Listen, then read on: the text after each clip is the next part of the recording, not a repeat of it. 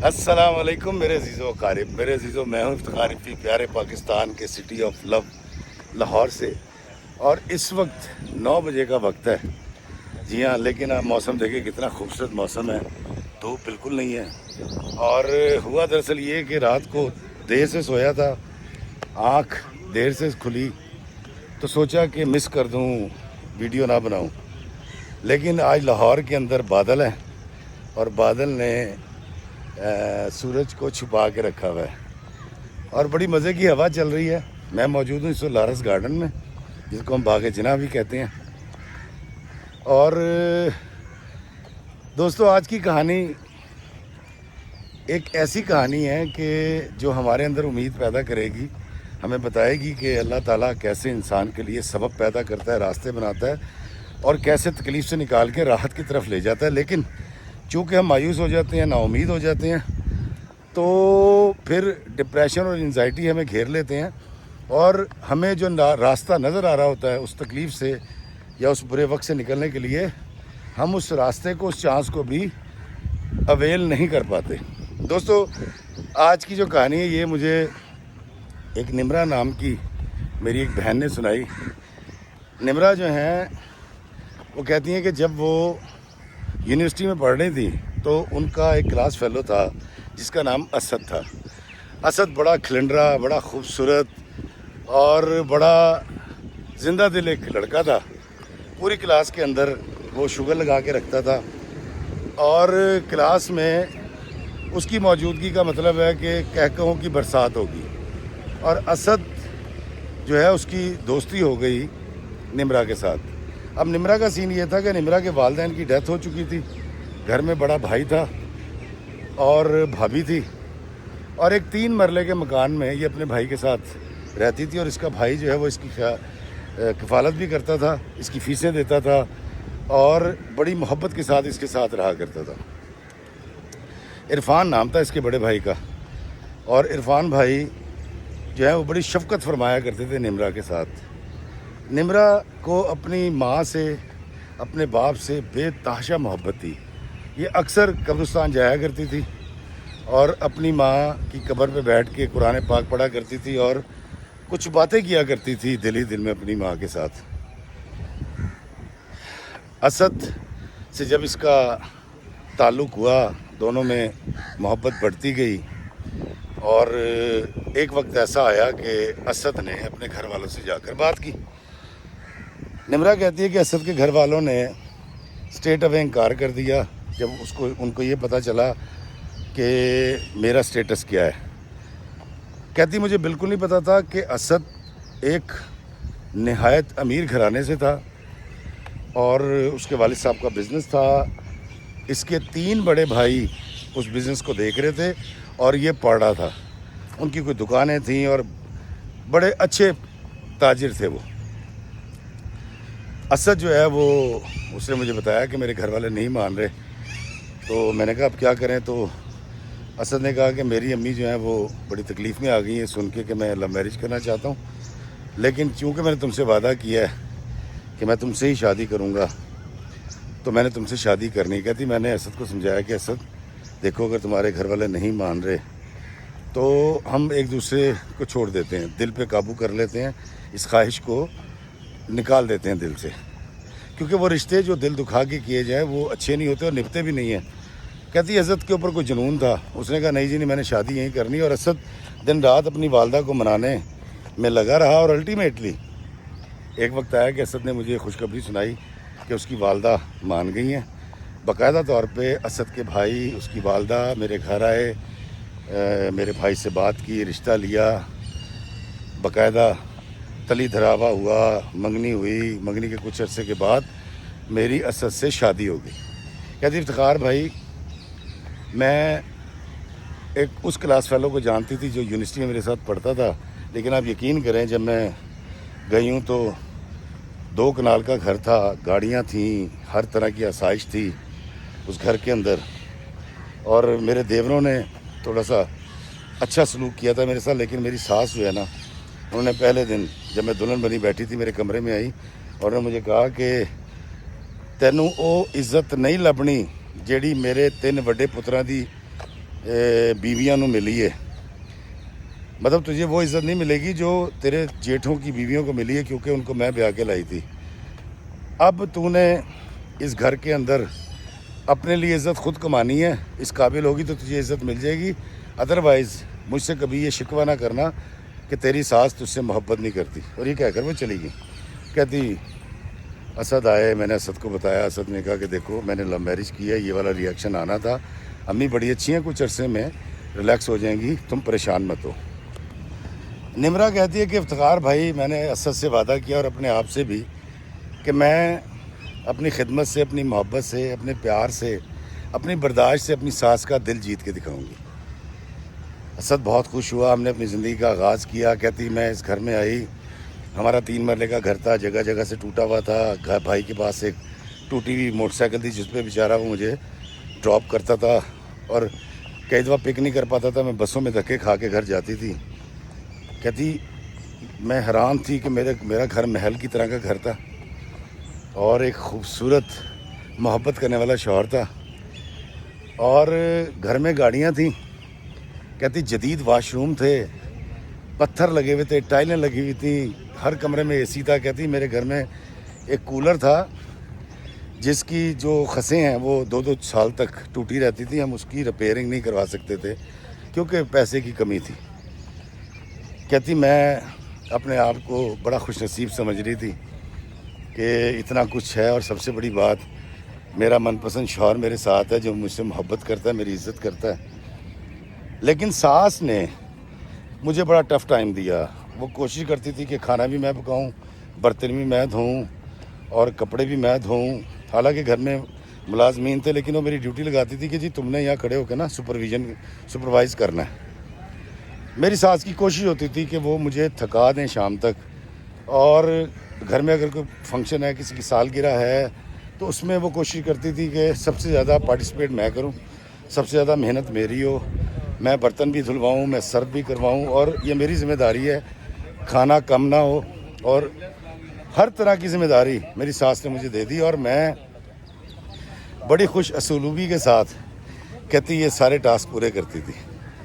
اس کی کہتی ایک وجہ یہ تھی کہ میں جس خاندان سے، جس لیول سے آئی تھی، وہاں پر معذرت چاہتا ہوں دوستو، انگلش لٹریچر کے 2 بچے مل گئے تھے، ایک بیٹی تھی، ایک بیٹا تھا۔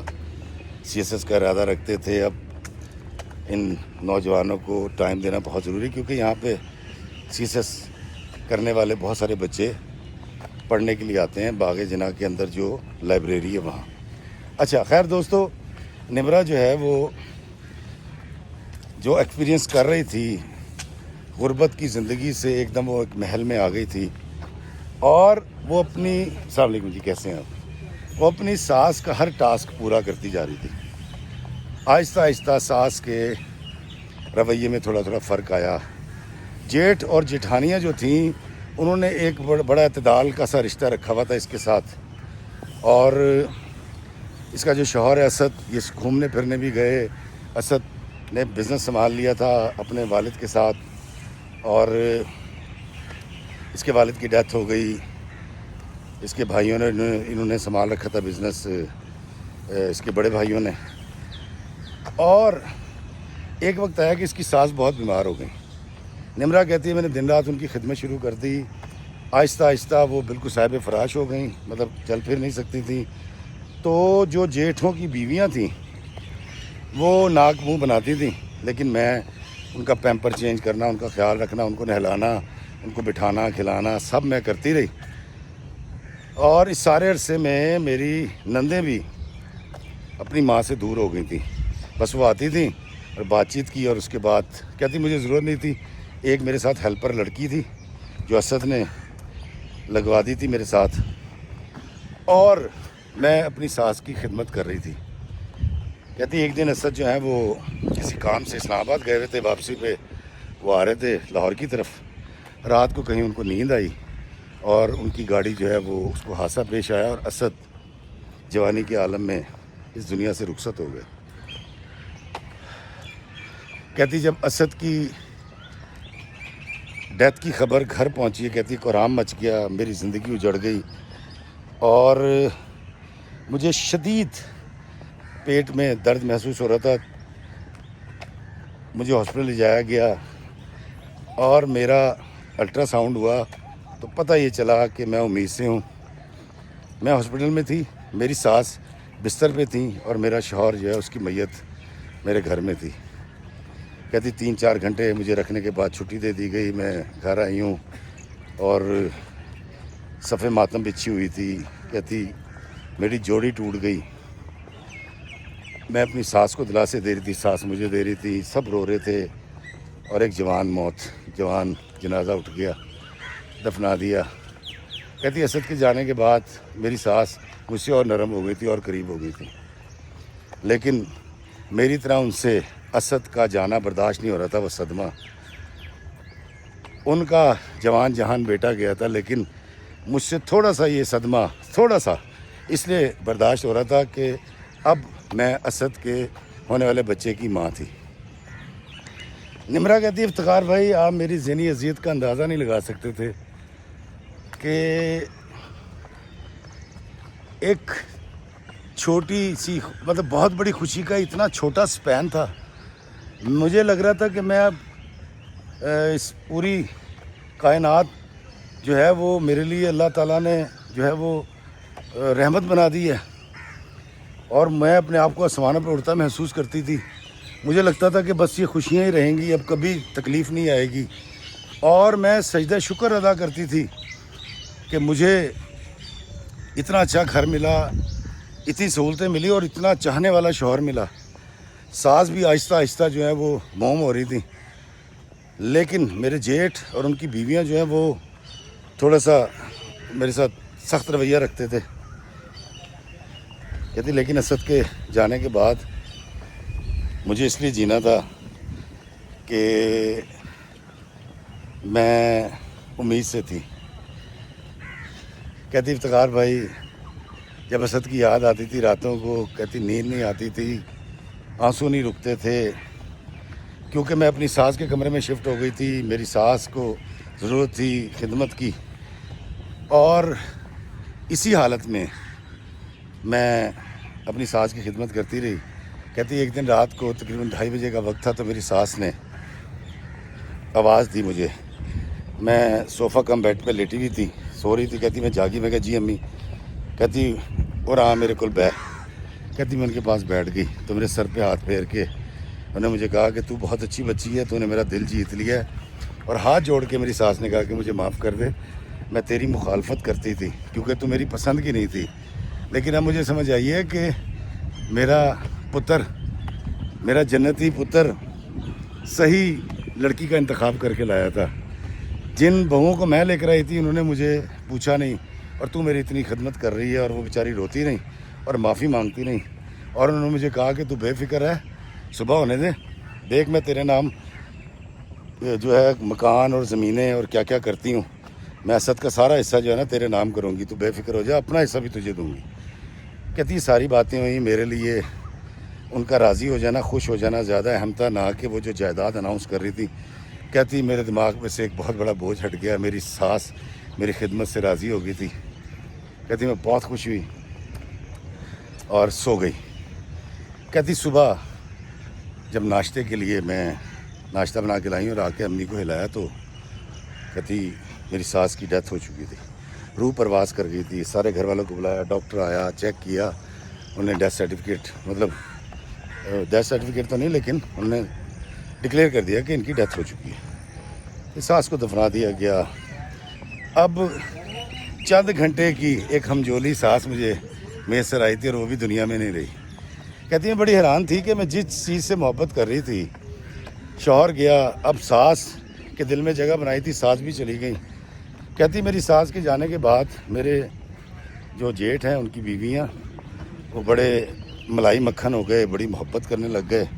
اور میں یہ سمجھی کہ شاید میرے غموں کا، میری تکلیفوں کا ازالہ کرنے کے لیے اللہ تعالیٰ نے ان کے دل نرم کر دیے ہیں. میری نندیں بھی آ جاتی تھیں، بڑی دل جوئی کرتی تھی، اور کرتے کرتے میری بیٹی پیدا ہوئی.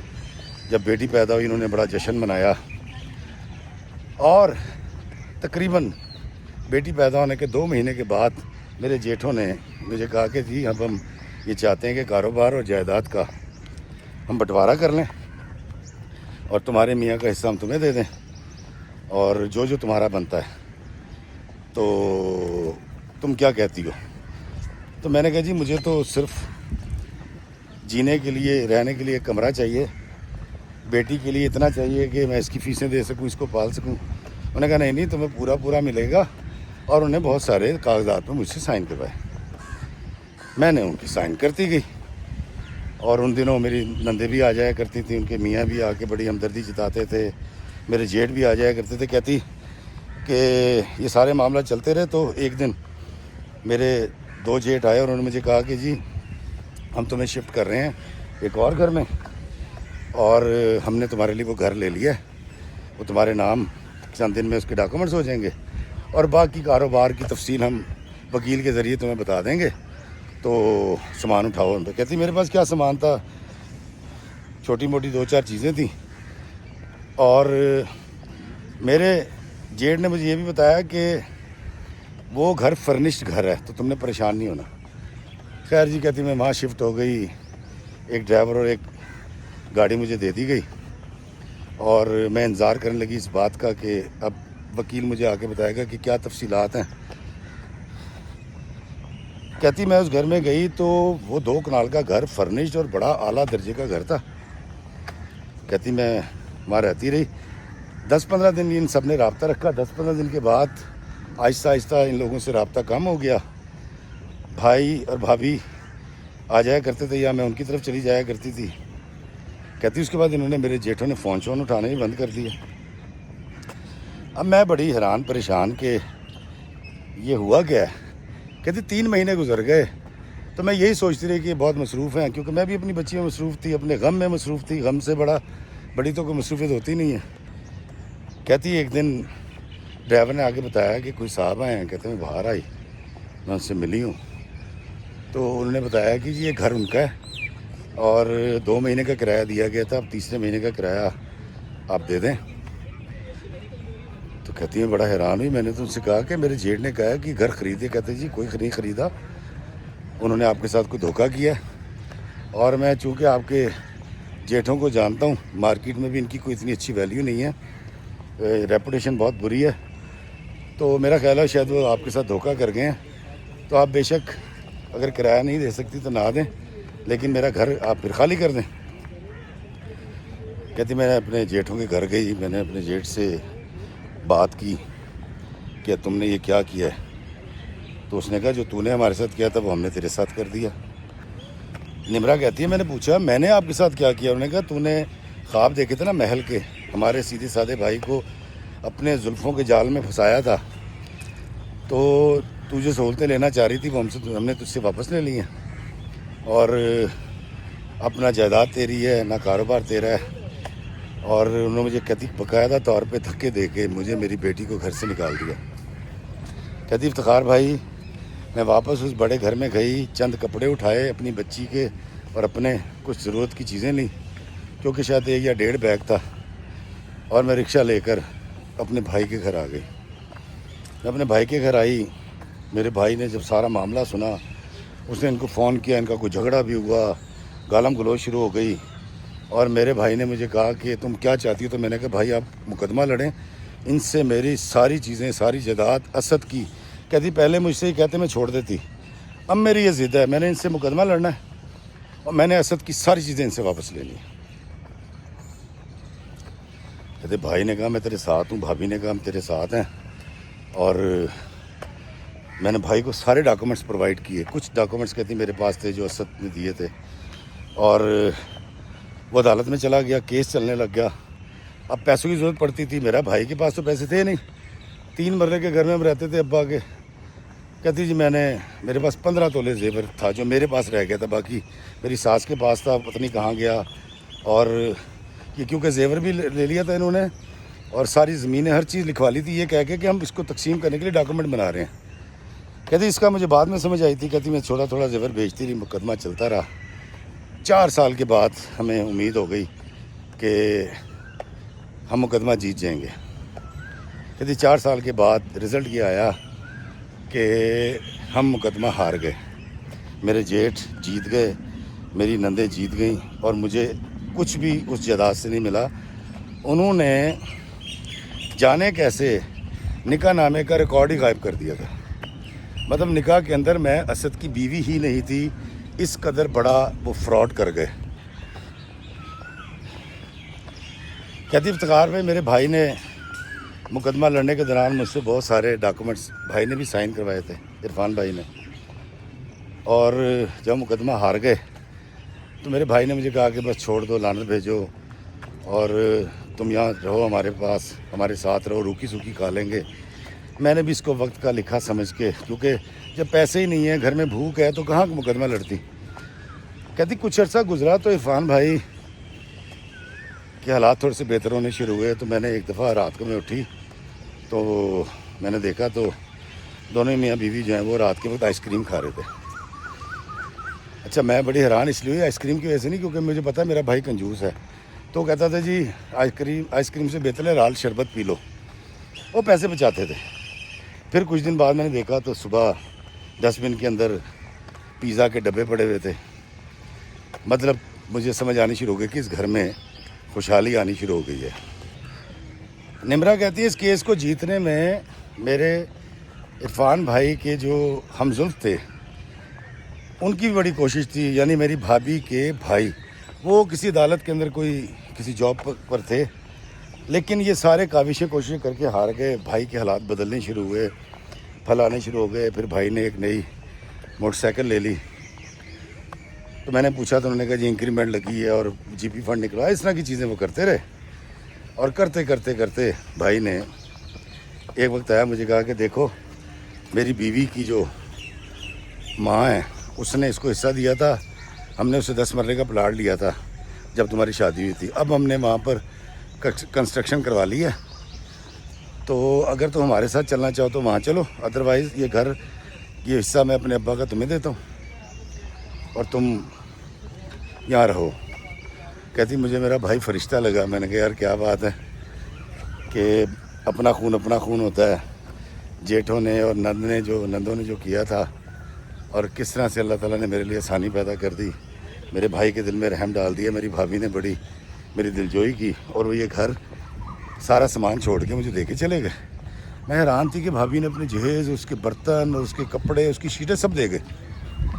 کہتی بڑے عرصے کے بعد مجھے ایک بہت بڑا ریلیف ملا تھا. مجھے چیزیں تو نہیں چاہیے تھیں، لیکن کم از کم ایک ایسا انسانی رویہ، ایسی ہمدردی میرے حصے میں آئی جو میری بھابھی نے محبت مجھ سے دکھائی تھی. اور بڑے عرصے کے بعد میں نے کوئی خوشی کی خبر سنی تھی جس میں میرے لیے کوئی ریلیف تھا، میرے لیے محبت تھی، میرے لیے ہمدردی تھی. بھائی کہتی 10 مرلے کے مکان میں شفٹ ہو گئے. میں 2 دفعہ ان کے گھر گئی. کیا عالی شان گھر انہوں نے بنایا. بھائی نے گاڑی لے لی تھی اور ان کا کہنا یہ تھا کہ یہ بھی ساس کے پیسوں سے لی گئی ہے. کہتی کہ ایک دن مجھے فون آتا ہے میری بھابھی کے بہنوئی کا، یعنی کہ میرے بھائی عرفان بھائی کے ہمزلف کا. انہوں نے کہا جی میں نے آپ سے ملنا ہے، کیا میں آ سکتا ہوں؟ میں نے کہا بھائی آپ بالکل آئیں، لیکن کیونکہ میں آپ کو گھر میں بٹھا نہیں سکوں گی، میں اکیلی عورت ہوں. اس نے کہا نہیں بھابھی آپ بے فکر ہیں، میں گھر سے باہر کھڑے ہو کے آپ کے محلے میں کھڑے ہو کے بات کروں گا، بلکہ محلے داروں کے سامنے بات کروں گا. تو میں کہا خیریت ہے؟ اس نے کہا آگے بتاتا ہوں. اب جی وہ آ گئے اور انہوں نے آ کے ہم نے 1-2 محلے دار بلا لیے، 2-4 عورتیں بھی کھڑی ہو گئی میرے ساتھ. ہم باہر ہی کھڑے ہوئے تھے تو سامنے والوں نے اپنی بیٹھک کھول دی.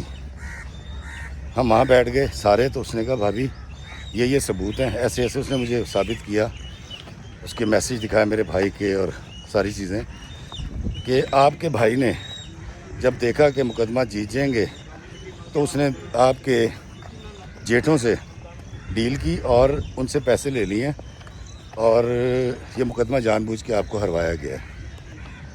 نمرا کہتی ہے افتخار بھائی مجھے اپنے کانوں پہ یقین نہیں آ رہا تھا، میرا انسانیت سے یقین اٹھ گیا. کہتی میں اس قدر تکلیف میں آ گئی، میں ان ثبوتوں کو چھٹلا نہیں سکتی تھی اور میں نے طے کر لیا کہ اب میں نے زندگی میں کسی سے نہیں ملنا، کسی سے رابطہ نہیں رکھنا، میں اور میری بیٹی اور بس. کہتی افتخار بھائی میں اتنی تکلیف میں آ گئی کہ میں روز اماں کی قبر پہ جاتی اور وہاں جا کے گھنٹوں بیٹھ کے آ جاتی. صبح اسکول چھوڑتی بیٹی کو، وہاں سے اماں کی قبر پہ چلی جاتی اور چھٹی سے پہلے وہاں سے نکلتی اور اس کو لے کے گھر آ جاتی تھی. कहती है मेरी ज़िंदगी अजीरन हो चुकी थी, तकलीफ़ें जब मैं ये सोचती थी कि जेठों ने क्या किया और फिर बड़े भाई ने क्या किया। कहती मैं बहुत तकलीफ़ में आ गई इफ्तिखार भाई, मेरी अजियत का, मेरी डिप्रेशन का, मेरी एंजाइटी का कोई अंदाज़ा नहीं लगा सकता। कहती अब ये सिलसिला चल रहा था और जब मैंने अपने भाई से बात की कि भाई आप बड़े हैं, आपको शर्म नहीं है ये सब करते हुए, तो मेरे भाई ने मुझे कहा कि बात सुनो, मैं तुम्हें भी 2-3 करोड़ रुपये दिलवा सकता हूँ अगर तुम चाहो तो। मैंने कहा मैं लानत भेजती हूँ ऐसे पैसों पर। निमरा कहती मुझे इरफान भाई की बात इसलिए समझ आ गई कि मुझे पैसे दिलवा सकते हैं कि इन्होंने एक दफ़ा पहले भी बात की थी और कहा था कि केस ले लो वापस, और उनके वकील ने कहा कि हम तुम्हारी सेटलमेंट करा देते हैं, कुछ करोड़ तुम्हें दिलवा देते हैं। कहती मैंने उसको इनकार कर दिया था, तो वो सेटलमेंट फिर मेरे भाई ने कर ली। कहती मैं तन्हा थी, रूटीन सिर्फ ये थी ज़्यादा रोते रहना, सोचते रहना, लेकिन मुझे अपनी बेटी की खातिर जीना था।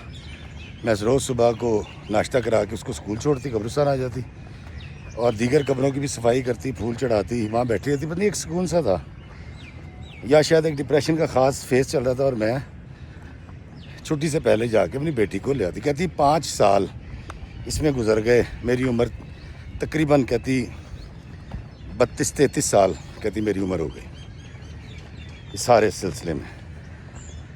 कहती जी कि एक दिन मैं पहुंची हूँ कब्रिस्तान, और कब्रिस्तान में मेरी वालदा की कब्र से कुछ फासले के ऊपर मेरी नज़र पड़ी। बड़ी खूबसूरत सी एक कब्र थी वो, जो मैं हमेशा देखती थी, बल्कि 2 कब्रें थी, एक मर्द की थी एक औरत की थी।